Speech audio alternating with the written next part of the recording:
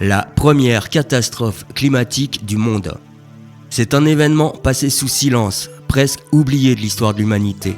Un drame à l'échelle de la planète dans lequel se mélangent entre autres racisme, religion, impérialisme moral et économique et qui fit disparaître de la surface du globe près de 3% de l'espèce humaine, c'est-à-dire 50 millions de personnes. Une famine sur 5 continents résultant d'une série de catastrophes climatiques extrêmes qui avaient toutes une seule origine, l'expansion du capitalisme sur le monde entier par le biais du colonialisme.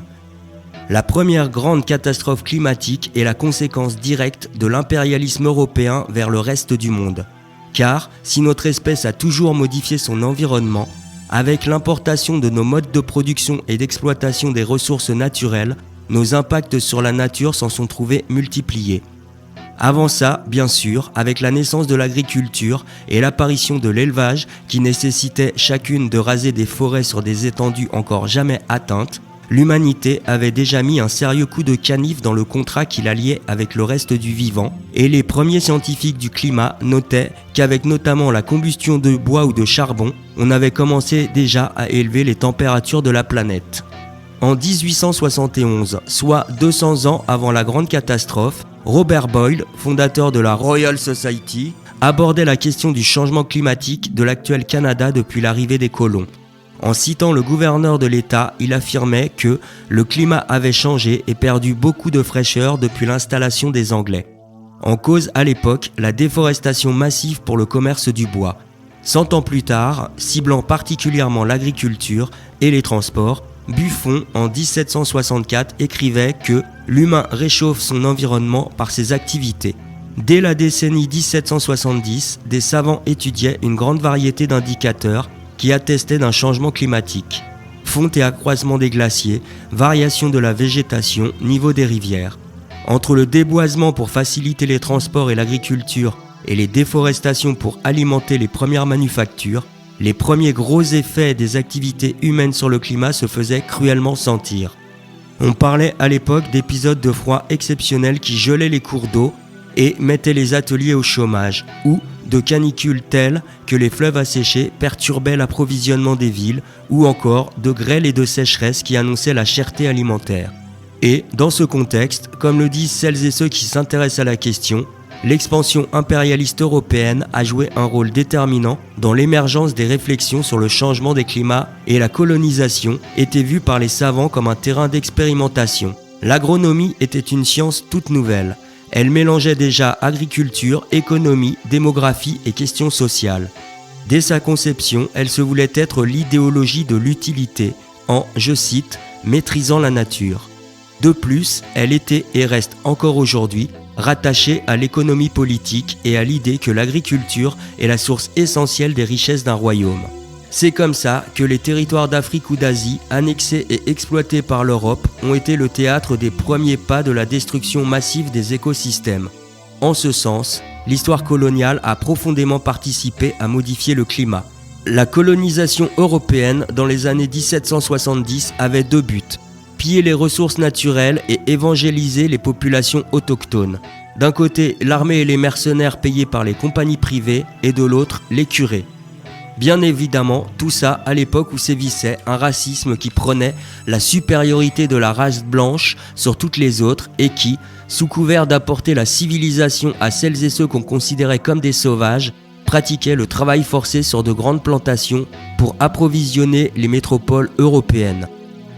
Depuis, évidemment, on a démontré qu'il n'existe qu'une seule race, la race humaine, et que les civilisations et les cultures qu'on a cherché à éradiquer étaient bien plus riches et complexes qu'on ne le pensait. Mais à l'époque, l'esclavage et la traite négrière n'étaient toujours pas abolis. En France, ce n'est qu'en 1794 que la Convention mettra fin à la traite d'êtres humains et aux États-Unis, il faudra attendre 1865 pour que le 13e amendement interdise l'esclavage. Il est à noter que, dans chaque pays où les Occidentaux ont planté leur drapeau, une résistance farouche s'est toujours opposée aux envahisseurs et, à chaque fois, ça s'est fini en indépendance. Même si, encore aujourd'hui, un certain néocolonialisme perdure, il a pris d'autres formes, mais force est de constater qu'il est toujours présent. Les relations Nord-Sud sont là pour le démontrer. En attendant, dans les années 1870, l'Europe se considérait comme le centre du monde et comptait bien étendre ses empires au-delà de ses frontières terrestres. Alors, présentée désormais comme la pire catastrophe climatique d'ampleur mondiale qu'ait connue l'humanité, la grande famine de 1876-1878, si elle toucha particulièrement la Chine et l'Inde, eut des répercussions jusqu'au Vietnam, aux Philippines, en Nouvelle-Calédonie, au Brésil, en Indonésie, en Australie, au Maroc, en Algérie, en Afrique du Sud et jusqu'en Californie.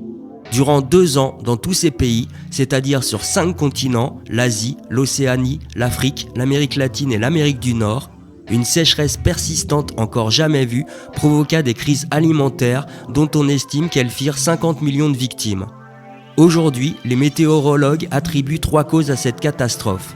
D'abord, après une période de refroidissement des températures due à une anomalie climatique dans les eaux équatoriales et l'océan Pacifique appelée La Niña, arrivait, à partir de l'été 1876, un nouveau phénomène climatique extrême, connu sous le nom de El Niño, caractérisé par une élévation des températures dans la partie est de l'océan Pacifique et une anormale variation de la pression atmosphérique. La seconde cause était un pic de chaleur sur l'Atlantique et la troisième, toujours un pic de chaleur mais cette fois sur l'océan Indien. Ces 3 conditions combinées amèneront en Inde particulièrement un déficit pluviométrique de 70%. Alors qu'en 1874, des pluies torrentielles dans le sud du pays avaient déjà fortement ravagé les cultures, à partir de 1876 et pendant 2 années, la sécheresse, en plus de la famine, amènera le paludisme, le scorbut, la peste bubonique, la dysenterie, la variole, affaiblissant d'autant la population et engendrant la stérilité pour toutes les survivantes. En 1877, une épidémie de choléra due à l'ingestion d'eau souillée sera responsable de 50% des décès en Inde. Les prix avaient augmenté de 640%. La mortalité était multipliée par 7. Les gens mouraient de faim ou de toutes les maladies associées à la malnutrition. Évidemment, les plus pauvres furent les principales victimes de cette hécatombe, la bourgeoisie locale choisissant d'émigrer vers des climats moins hostiles. Alors, dans ce contexte, pour tenter de stopper les afflux migratoires, l'administration coloniale ouvrait des camps de secours afin de parquer ces nouveaux paysans sans terre, ce qui, au contraire de leur venir en aide, les faisait crever en les affamant par des quantités alimentaires constamment réduites.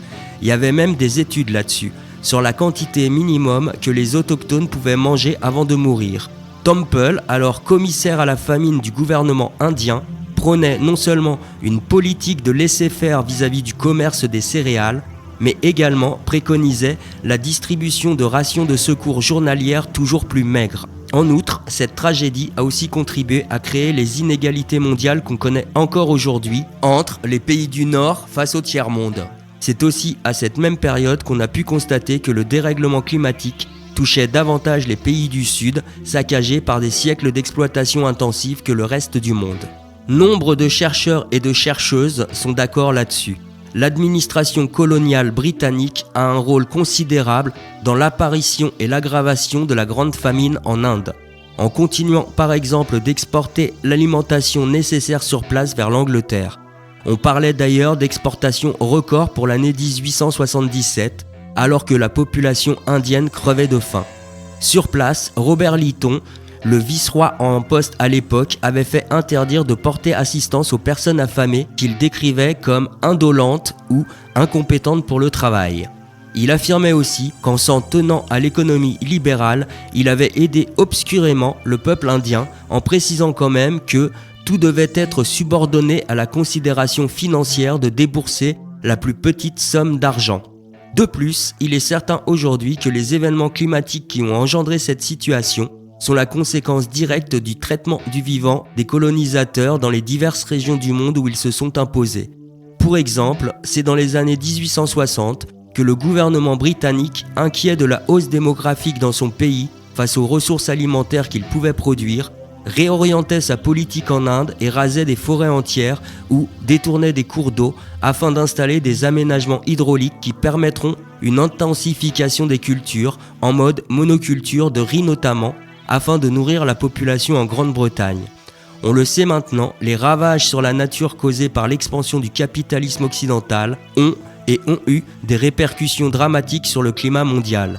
Qu'il s'agisse de déforestation, de barrages hydrauliques, d'élevage et d'agriculture intensive, de pollution industrielle, d'utilisation d'énergie fossile, nos modes de vie basés sur l'hyperconsommation sont nuisibles pour la planète. Et le bouleversement climatique actuel, comme le dit le philosophe Mohammad Ammar Messian, n'est pas la conséquence des actions de l'humanité, mais le résultat de la sédimentation géologique de l'impérialité de l'Occident moderne.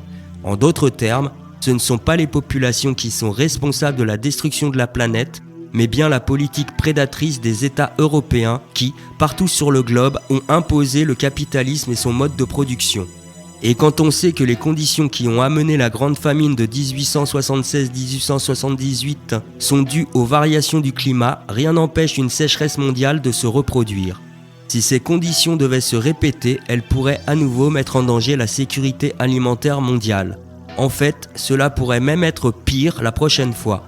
Alors que le thermostat mondial augmente, les températures plus chaudes sur tout le globe ajoutées à l'absurdité des échanges commerciaux internationaux pourraient aggraver la situation. Car les répercussions du libéralisme sur le climat ne se sont pas arrêtées au XIXe siècle, bien au contraire. Avec l'accélération et l'intensification du productivisme, on assiste aujourd'hui à des perturbations atmosphériques sans précédent, et les pays du Sud, mais aussi les continents d'Asie ou d'Océanie, en sont les premières victimes.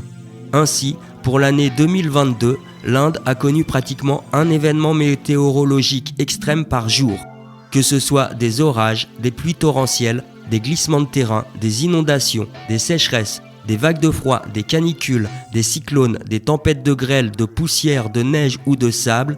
Sur les 273 premiers jours de l'année, 241 ont été témoins de catastrophes climatiques qui, à chaque fois, ont causé la mort de centaines d'individus dans le plus grand silence des pays occidentaux. Comme on le sait maintenant, les impacts du changement climatique sont plus lourds dans les pays et les régions du monde qui en sont le moins responsables. Pire encore, comme le souligne l'ONG ATTAC, au nom de la lutte contre le réchauffement climatique apparaissent désormais des politiques qui n'ont pour conséquence que de perpétrer le colonialisme et la mainmise des multinationales sur les pays anciennement colonisés. Pourtant, la critique du colonialisme et le soutien aux luttes décoloniales et autochtones sont peu présents au sein du mouvement climat européen.